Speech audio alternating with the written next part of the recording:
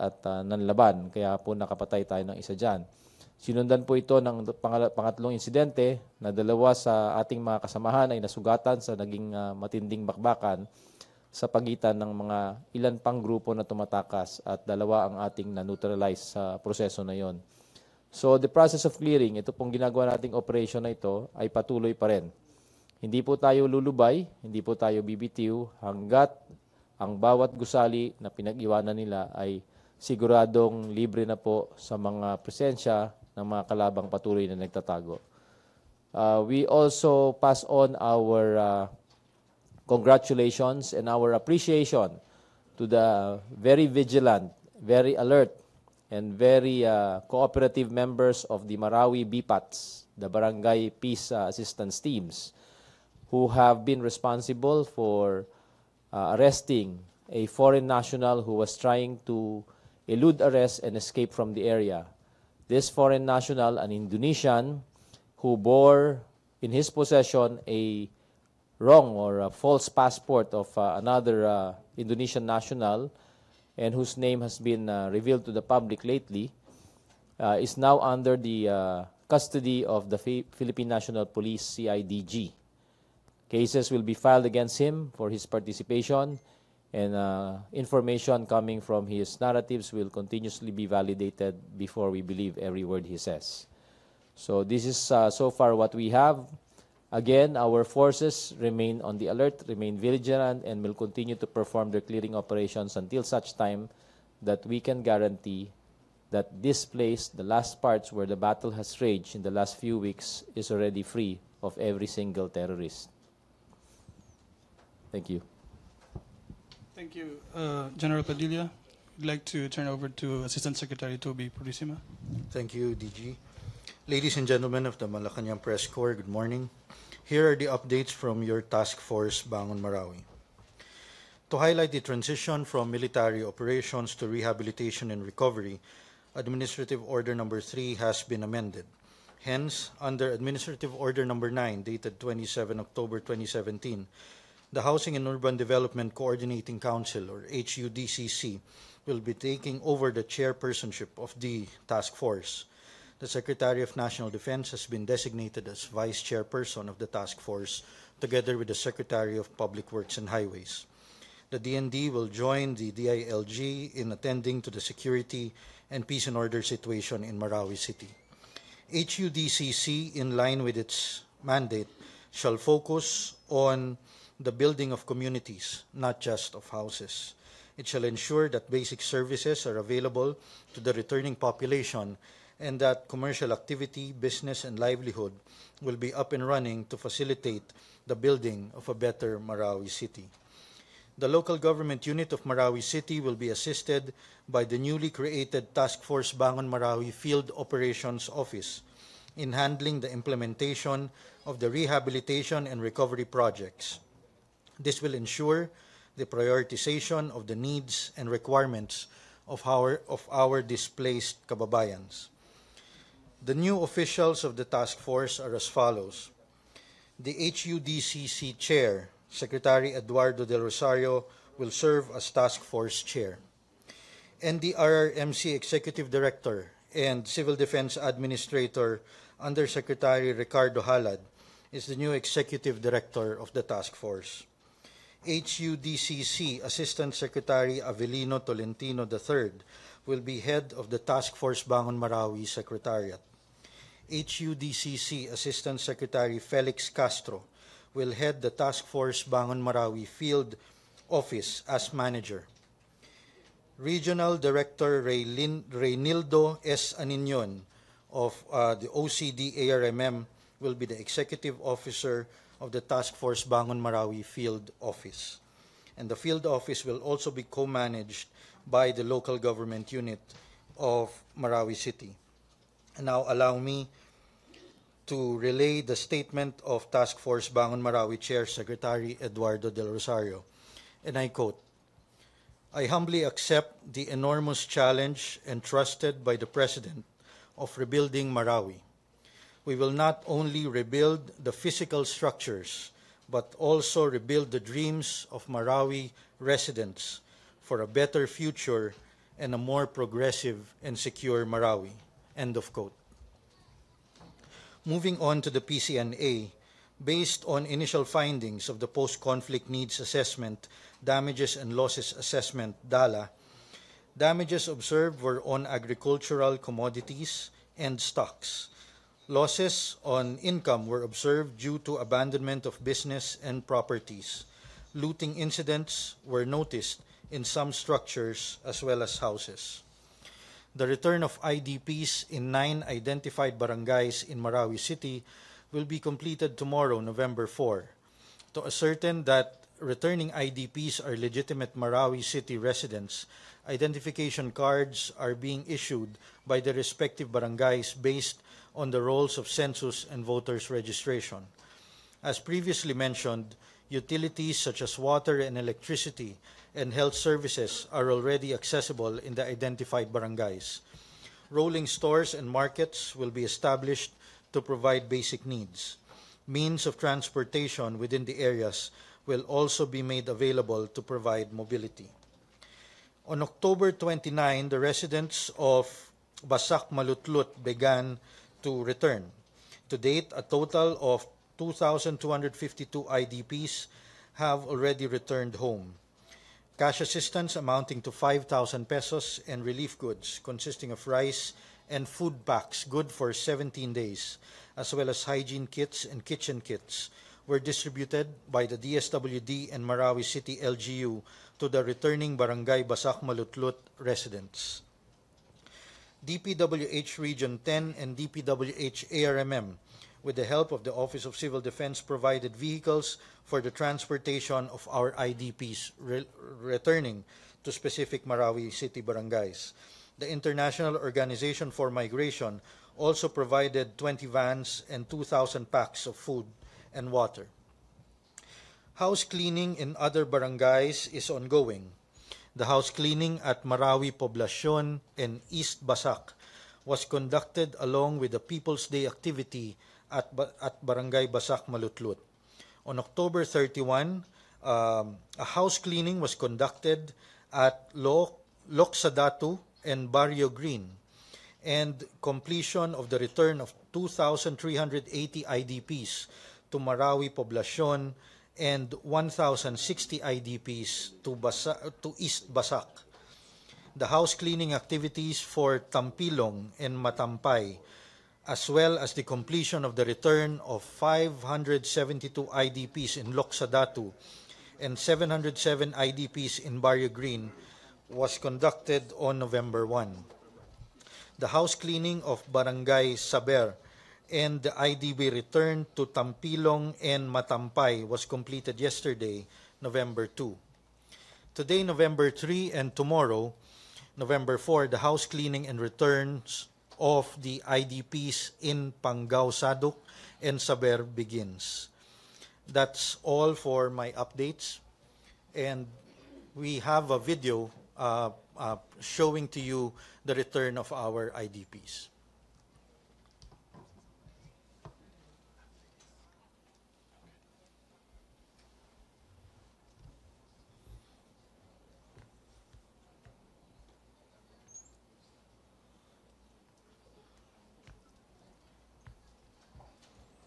RTVM, can we have the video now?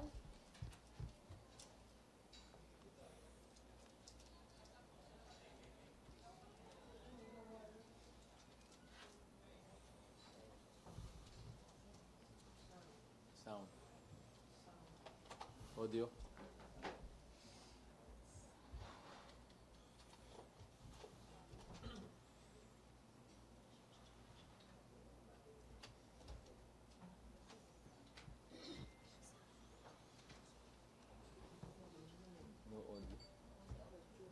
No audio.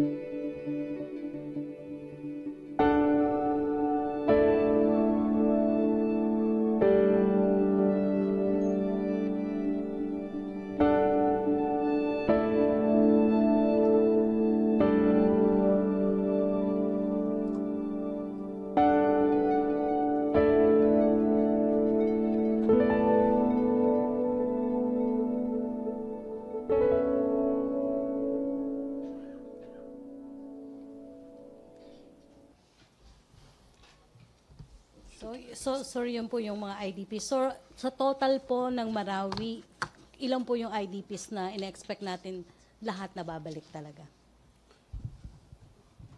Total, not just the 9 barangays, Yes. the LGU is still verifying that information because, in fact, they're issuing IDs to make sure that only the legitimate residents of those communities will be able to return. MPC questions? Dexter Ganibe, DCMM. Yes. For a while, may statement muna si DG Howie. Yeah, thank you, Rocky. Before we entertain questions, I'd like to make a message and make an announcement for upcoming activities in Marawi. The Stratcom, Strategic Communications Subcommittee of Task Force Bangon Marawi, which is headed by PCOO and PIA, is organizing a maswara. Maswara is a Maranao term for community gathering. We work with several member agencies of Task Force Bangon Marawi and the local government units of Marawi City and Lanao del Sur for these activities that are taking place on Sunday and Monday, November 5th and 6th. We will do the Maswara Bangon Ranao Information and Servicio Caravan. The event will feature a series of IDPs, including a people planning workshop, a puppet show by the PIA, workshops and performances from volunteer local artists. We are targeting 4 major evacuation centers for this event, and we are preparing subsequent caravans in the following weeks of November and December. We will continue to disseminate the latest updates from our on-the-ground teams through social media, our social media accounts. We are now on Facebook, if you can search Bangon Marawi PH, as well as on Twitter for updates and information from the ground. We hope you can help us in this critical endeavor of sharing our information from these platforms to your own spheres of influence. For all our social media platforms, we use hashtag Bangon Marawi and hashtag Bangon Ranao. So to reiterate, the rebirth of Marawi would only be realized through our unselfish and consolidated efforts in every area of rehabilitation and reconstruction. Tayo nang umuwi sa maunlad at mapayapang Marawi. Maraming salamat po. Okay, thank you, DG Howie. Dexter Ganibe, DCBB. I'm sorry, DCMM. I miss Good ko si morning. Benji Liwanag. Sorry, ah. No problem. ASEC, Purisima. Sir, may total na po ba tayo kung ilan lahat yung mga IDP na nakabalik na or makakabalik including itong pang-8 at pang-9 na barangay Doon sa hanggang nine- bukas? Doon sa 9 barangays, ang total dyan ay around 6,462 residents. No? Although that is still subject to verification, as I said, and napaka-importante nito dahil kasama nito yung whole of community effort. No? Dahil para siguraduhin na yung lehitimong residente makakabalik doon at para safe sila. Tandaan natin, safety parati yung concern natin, kaya kailangan natin mag-implement ng ganitong measures.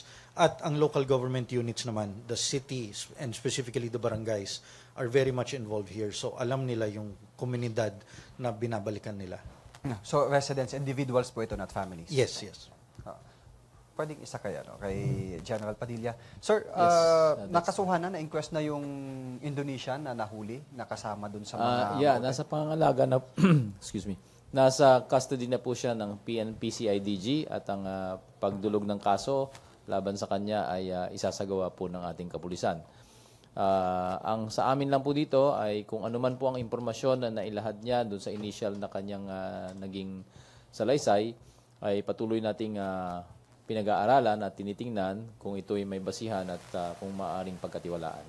So yan ay bagay na gagamitin natin upang ma-check uli yung mga revelasyon na kanyang inilabas. So far, sir, may update na po ba tayo? Coordination with the Indonesian authorities kung may mga kaso din siya? Kasi baka mamaya may mga mas malalaki siyang kaso sa kanila na kakailanganing... Batid mag-request ang namin kanya ring inilahad na siya ay naging sangkot sa pagbobomba mismo sa Indonesia. So maaaring yan ang mga kasong kanyang hinaharap sa kanyang sariling bansa. Pero dahil siya ay may kaso sa atin, so dapat litisin natin siya dito sa ating sariling poder. At dito siya mananagot sa kanyang mga ginawang krimen.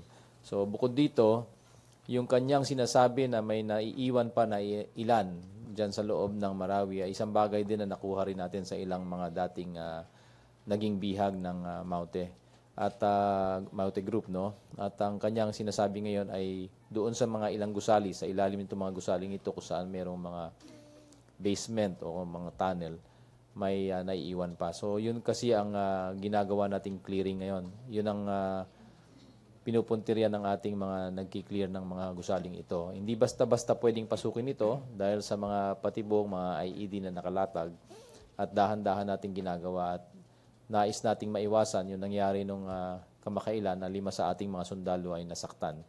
Sa awa ng Diyos, wala po tayong naging casualty nitong mga nakaraang araw at halinawa manatiling ganyan. Sir, kung sakali mang hilingin ng Indonesian authorities na malitis din siya dun sa mga kaso niya sa kanila, paano po natin gagawin? Siguro po ang DOJ natin ang siyang sasagot ng mga bagay na yan at kanilang titingnan kung maaari siyang extradite. Pero sa ngayon, mabigat po ang kasong kanyang hinaharap dito sa atin. Thank you, sir. Okay. Thank you, Dexter. My apology. Rose Novenario. Ay, sir, follow-up lang po doon kay Dexter. Yes, Sir, sir. may record po kasi sa Camp Crame na natatakasan po sila ng mga high-risk detainees like Faturuman Algozi ng Jamaah Islamiyah noong 2003 at nung early 90s po ni Alfredo De Leon ng Red Scorpion Group. Ano po yung assurance ng publiko na hindi po mauulit ito sa kaso po ng Indonesian terrorist na ito? Hindi ko po masasagot yan dahil hindi po ako miyembro ng kapulisan. Pero batid po namin na lahat na po ng kinakailangan gawin na pagpapatibay ng seguridad, lalo na sa mga piitan ng kinalalagyan ng mga foreign national na ito, lalo na ito isang terorista, ay pinatibay na ng ating mga kapulisan. So hari nawa na hindi na mangyari yung mga nangyari nung araw. Kung hindi, mananagot po yung mga responsible individuals and offices na siyang nangangalaga sa kanyang katayuan. Sir, anong terror group po kinabibilangin nitong Indon terrorist na to? Jamaah Islamiyah, Darul Islam? No. Itong foreign national na ito ay kabilang ng Daesh, ng ISIS. At siya ay nagparito sa ating bansa nang sila ay nakatanggap ng imbitasyon kay Isnilon Hapilon ayon sa kanyang salaysay. At ang original na kanilang pakay ay bombahin ang mga himpilan ng mga militar sa Mindanao. At dahil nangyari nga at pumutok nga itong Marawi, na antala yung kanilang planong yan at sila ay nag-focus dito sa naging siege ng Marawi. Okay, thank you po. Okay, Roscos. Hi, good morning po, sirs.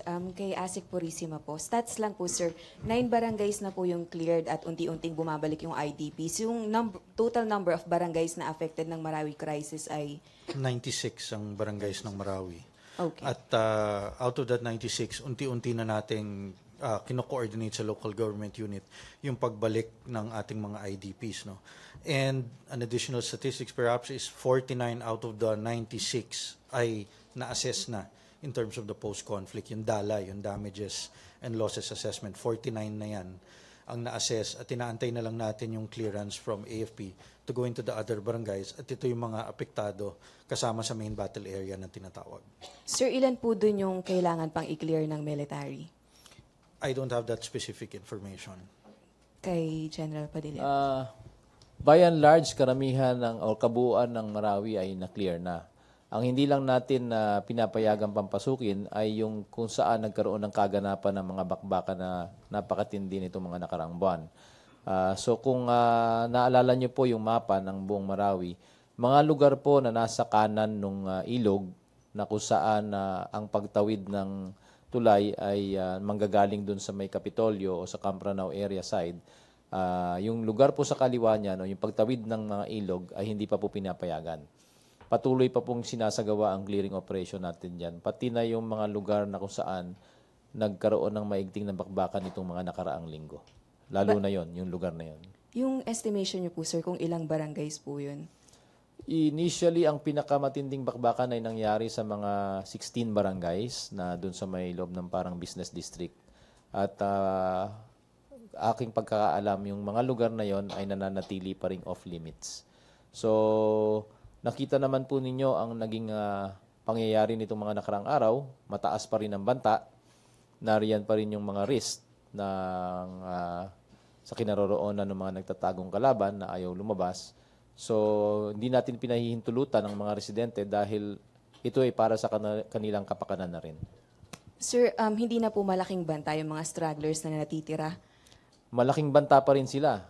Tulad nga po ng nakumpiska dito sa isang foreign national na nahuli ng ating BPATS, sa kanyang pag-aari ay naroon ng isang granada, may materyales na maaaring gumawa ng IED, may baril siyang dala na may isang magazine na dala. So, all of these items can inflict harm on innocent civilians just in case one of these terrorists forces his way through a certain community or what have you. Paano po yung treatment natin sa kanila, sir? Ano po ba to? Kailangan pa rin pong gamitan ng matinding puwersa ng militar? Or Hindi na wala po. naman na po silang hawak na hostages, di po ba? Sa aming pagkakaalam po, wala na pong hostages, wala na pong komplikasyon sa area, kaya ginagawa natin itong clearing. Ang matindi lang dito na ating hinaharap ay yung kinalalagyan nila ay pinalilibutan pa rin ng mga patibong, mga IEDs and the like. So we have to be very careful. Kaya nga iniiwasan natin na magkaroon pa tayo ng mga battle casualties. Now, in the process of the clearing, itong ginagawa natin ngayon, nagsagawa ulit tayo ng isang matinding public broadcast effort. Nakatuon ang ating mga loudspeaker sa kinaroroonan or possible areas na pinagtataguan nila. And we have continuously blared out messages to all these individuals and asking them, hinihimok natin sila, pinakikiusapan na sila ay mapayapang sumuko na lamang para nang sa ganon maayos na nating matutugunan yung pag-clear ng lugar na ito. Hindi katulad ng mga nangyari ng mga nakarang araw na may dala silang armas, nanlaban pa sila, kaya wala po tayong magagawa kung hindi ma-neutralize itong mga elementong ito. Sir, sa kaso na yan, pwede po ba tayong magbigay ng timeline? Kasi depende po sa mga natitirang threat yung pagsisimula ng clearing operations po ng militar, di po ba? Yes, tulad ng dati, Wala pa rin. ayaw natin magbigay ng timeline dahil hindi natin alam kung gaano katindi pa rin yung ating hinaharap na challenges dito. Pero rest assured na ginagawa po natin ang ating abot makakaya. Lahat po ng ating mga tropa ay nakatuon ng pansin dito sa sasagawa ng mga clearing operation na to. So the sooner we complete this, the better for the community, the better for everybody. But again, in order to avoid further casualties on our part, we have to do this very deliberately, very carefully. Thank you, sir. Kaya ASEC Purisima po ulit. Yung next batch po ng barangays na po pwede pong makabalik na yung mga IDPs kasi nabanggit po ni General Padilla nasa less than 20 pa po yung talagang meron pong malaking banta pa. So, kailan po natin expect yung next batch ng barangays na makabalik naman po yung mga IDPs? Well, that would be very soon, no? But we will be taking the cue from the local government of Marawi. And we're gonna give our support as we did here in the 9 barangays, no? Kasi sila talaga yung nakakaalam dun sa area, sila yung nakakaalam dun sa citizens, dun sa constituents nila, no? Para siguro doing ready nang bumalik yung mga constituents nila. So, susuportahan natin yun at maya't maya naman yung announcements natin.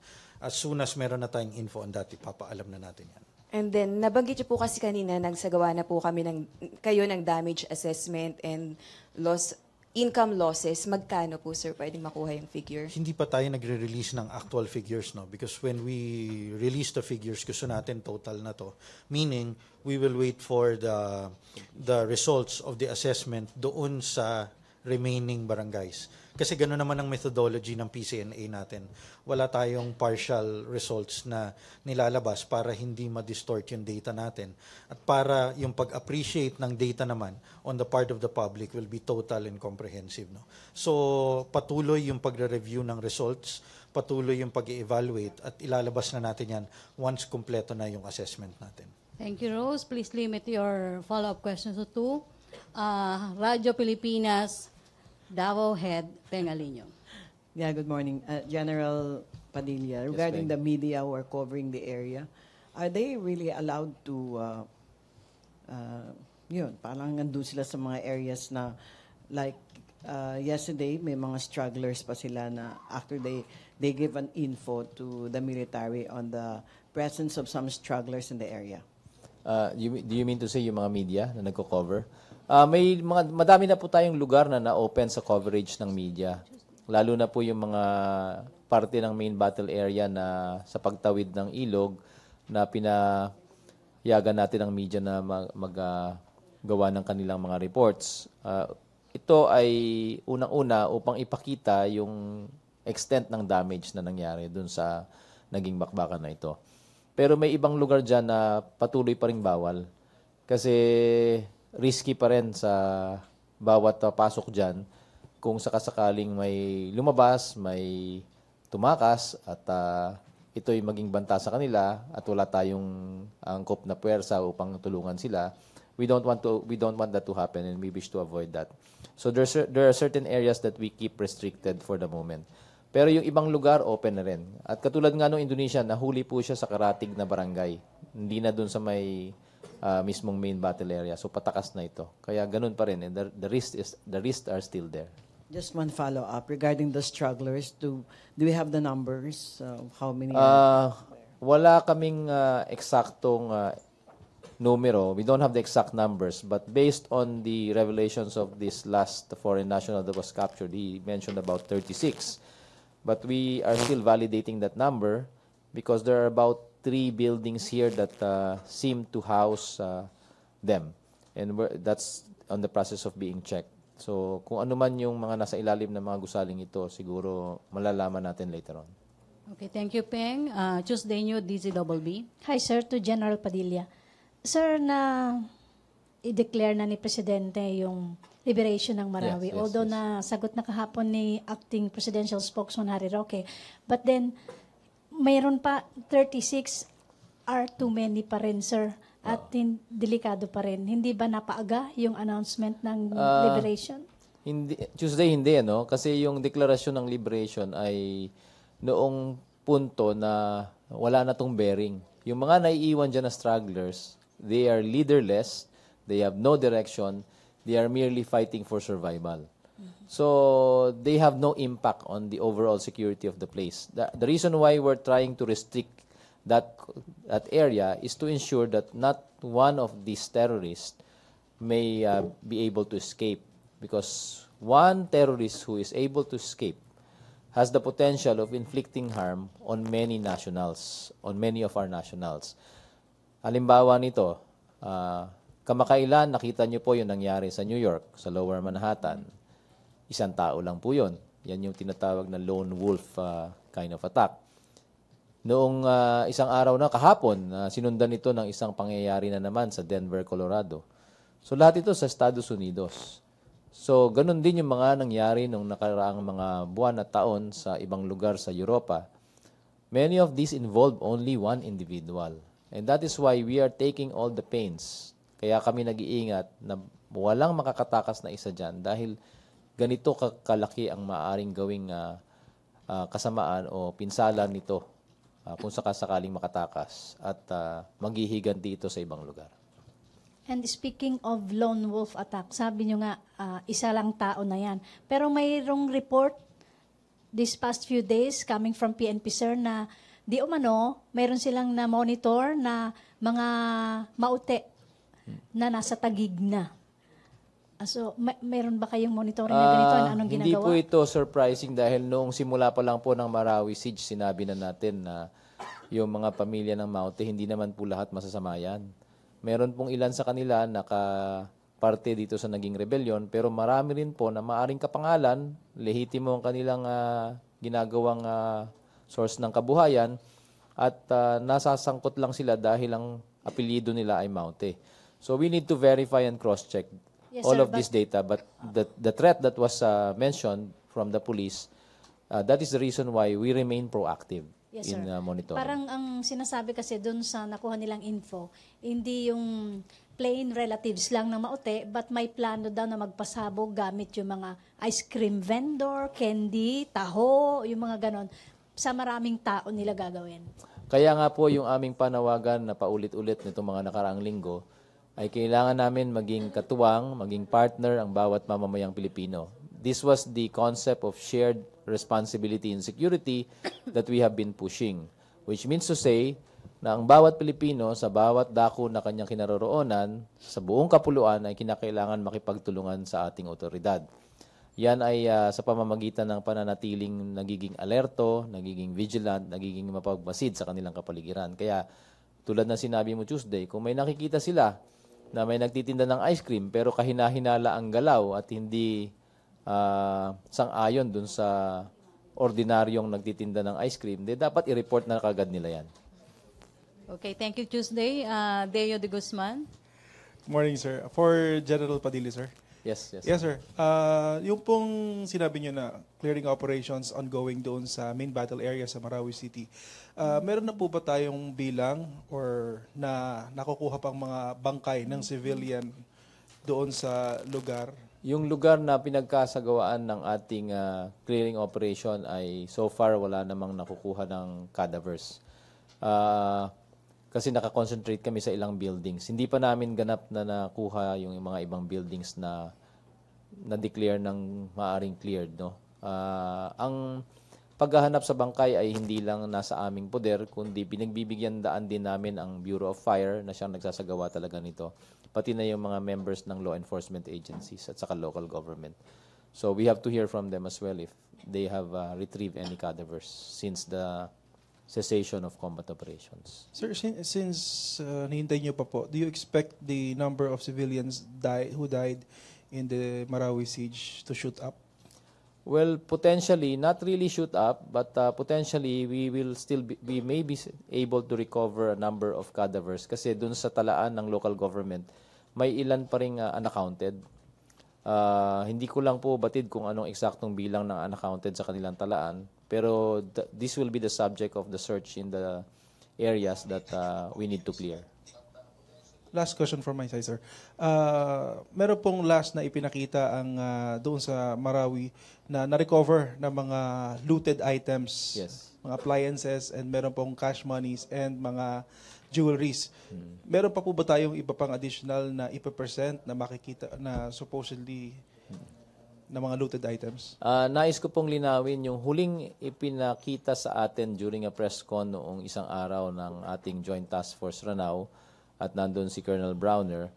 Yun po ay mga na-recover ng ating sundalo sa isang building na kanilang kinlear matapos na nagkaroon ng bakbakan at na kubkob nila yung lugar at na-neutralize nila yung kanilang mga kalaban.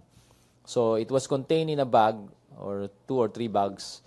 There was about 300,000 pesos in cash and gold jewelries na nandun sa lalagyan na yon.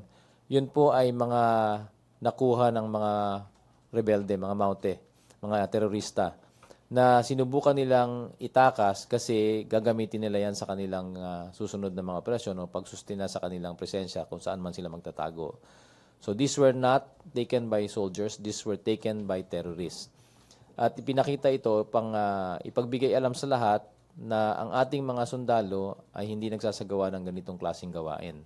Ngayon, yung nireport natin na isang opisyal at 5 kasundaluhan, ito po yung mga kaganapan na check natin noong mga unang buwan o pangalawang buwan ng bakbakan dyan sa Marawi. Ito po ay hindi pera at hindi rin po ito mga alahas, kundi mga appliances kung hindi ako nagkakamali.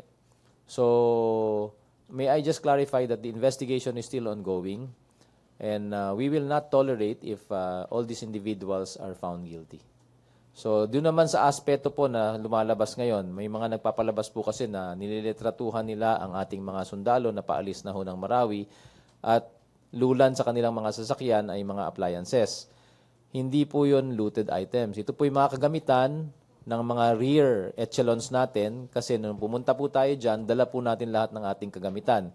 Tandaan po natin, may nagluluto po para sa ating mga sundalo na lumalaban sa harap. Pagkatapos po ng labanan, sila po yung magpapalitan, magpapahinga naman po yung ilang kasundaluhan. So yung rear support echelons natin, may dala pong lutuan yan, may dalang refrigerator, may freezer na gamit po ng unit. Yan po yung mga field kitchens na sinasabi natin.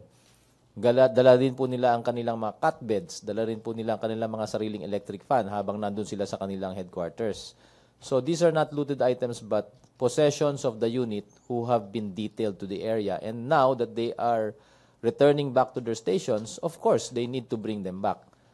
They are possessed by this unit. So kung gustong check-in po ng ating mga kababayan nito, yan po ay may mga label o may mga sticker na nakalagay government property. At nasa property books po ng ating mga units yan. So, sana po wag pong paniwalaan ng ating mga kababayan ang mga kasinungalingang ini-spread ng ating mga ibang kababayan na malisyoso ang pag-iisip. Tandaan po natin, napakalaki ng sakripisyo ng ating kasundaluhan and ayaw naman natin pong maisantabi lang ito dahil sa mga ilang kwento na tayo'y nagnanakaw sa loob. Kung meron man po, tulad ng amin nabanggit, na malalaman natin at may patibay po ang ating mga kababayan, idulog lang po sa amin ito at kusang loob po nating imbestigahan at paparusahan kung sino man ito. Sir, one short lang po. Ano pong gagawin doon sa mga jewelries and cash po na na-recover? Itinurn over po namin sa local government. Lahat po ng nakuha ng ating kasundaluhan, pagkabigay po ito sa Joint Task Force Headquarters, binigay po natin ito sa mga local government officials na ating kasama at sila po ang maghahanap kung sino-sino ang nagmamay-ari nito. At ganun din po dun sa mga nakuha ng milyong-milyong piso noong mga unang linggo ng grupo ni Lieutenant Savellano, isang bayani natin na subsequently after that incident namatay po. So yan po ay accounted lahat, nakalista, at kung ano man po ang na-recover na iba pang bagay na hindi na ipakita sa media, nandun po sa mga libro yan at itinurn over po natin yan sa ating mga local government executives. Okay, last question na. Ina Andolong. Microphone, please. Thank you, Dexter. For General Padilla, Yes, sir, just to be clear, can actual construction begin, or kay ASEC Toby pala pa din, with stragglers still in some barangays? I mean, I know that the post-assessment review, the assessment is ongoing now, but can actual construction begin with stragglers? Well, in truth, it has started already. Sa totoo lang, nagsimula na ito sa temporary relocation areas sa may labas ng mismong main battle area. In the main areas. Pero sa main battle area, hanggat hindi po tayo, kasi may na-clear na ng mga lugar eh. Tandaan po natin, napakalaki ng Marawi City, 96 barangays to. Ang pinag-uusapan lang po natin dito na hindi pa po pinapasok at hindi pa natin pinapahintulutan ay maaaring mga 16 or less barangays na lang. All the rest of the barangays are in the process of getting the clearance for the return of residents. Dahan-dahan po ito. So, pagkatapos po nung sinasabing post-conflict needs assessment, may clean-up na sasagawa at yung clean-up na yon ang magbibigay daan sa pagbabalik ng mga residente. Pero yung pagbabalik ng residente ay may proseso rin na sinusunod ng local government. That is the identity check. Kailangan malaman kung lehitimong residente sila doon bago sila payagang bumalik. Sa aming parte, matapos na naming ma-clear at ma-certify na wala ng banta o hazards na nandun sa lugar, pagbibigay alam po natin ito sa local government at sila po ang mag-lay down ng proseso upang magsagawa ng pagbabalik ng residente. At kami tutulong lamang sa pagbibigay ng seguridad. So, pwede, sir, for those already cleared, pwede po. if they are near the areas. Basta hindi po adjacent o malapit dun sa area na nananatiling kinaroroonan pa ng maaaring pinagtataguan ng stragglers. Okay. And lastly, sir, about the stragglers pa rin, how would you say are they surviving? I mean, they've been there for so long. Would you say that there are still residents who may be helping them? No, there are no residents helping these stragglers. Tulad ng sabi ko, they are leaderless, they are directionless, they're merely fighting for survival, and maybe they want to escape. That's why they're hiding it out, hoping for an opportunity to be able to get out. Once they find an opportunity, like what these few stragglers did in the last few days, we can guarantee you that our security forces are around. They're guarding the place. And that's why we're using every opportunity to encourage them to surrender. Lahat po ng pagkakataon na nasa sa aming poder na kaya naming gawin para himukin sila na magsisuko ng mapayapa ay ginagawa natin. Okay, thank you. MPC, no more questions? Okay. Thank you, Major General Restituto Padilla. Okay. Thank you, Assistant Secretary James Purisima and DG Howie Claveta. Back to our main studio sa Radyo Pilipinas and PTV. Thank you.